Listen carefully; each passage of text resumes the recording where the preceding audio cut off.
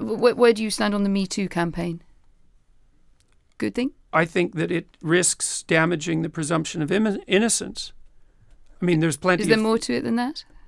Oh, sure. Women face the arbitrary admixture of sexual advance and workplace performance all the time. It's a very complicated thing to sort out. We don't know how to sort it out exactly because, NBC, for example, the American TV station, has made it policy that you're not to hug your co-workers, which, may be true. Although I don't think it's the sort of thing that a corporation might be deciding for people. But we don't know exactly what the rules are for governing male and female behavior in the workplace because we've only been working together for about 35 years, 40 years. We don't know. After 35 years, wouldn't it be possible to figure something out? Not when you're talking about a transformation in behavior that's that profound.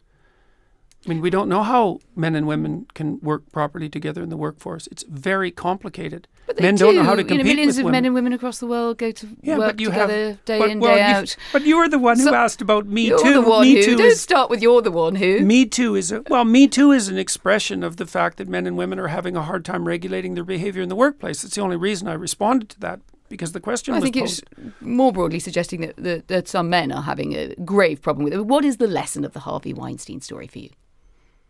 Someone should have said something about Harvey Weinstein much sooner.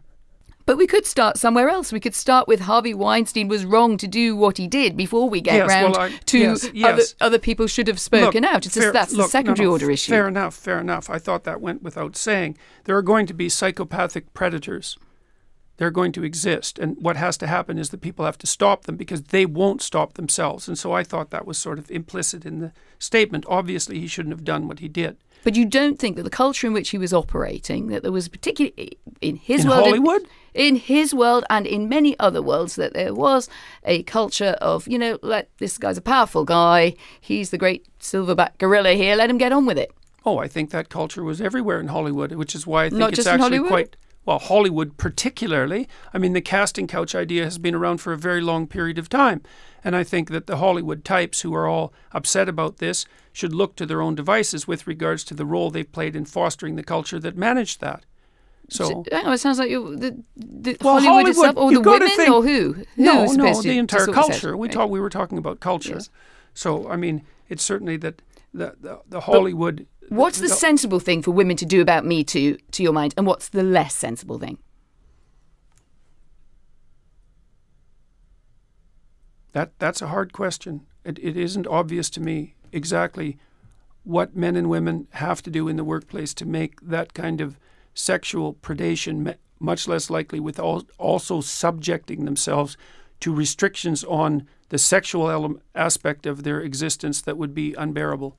It's very difficult. What would be unbearable about that? How about everybody wears the same uniform to work?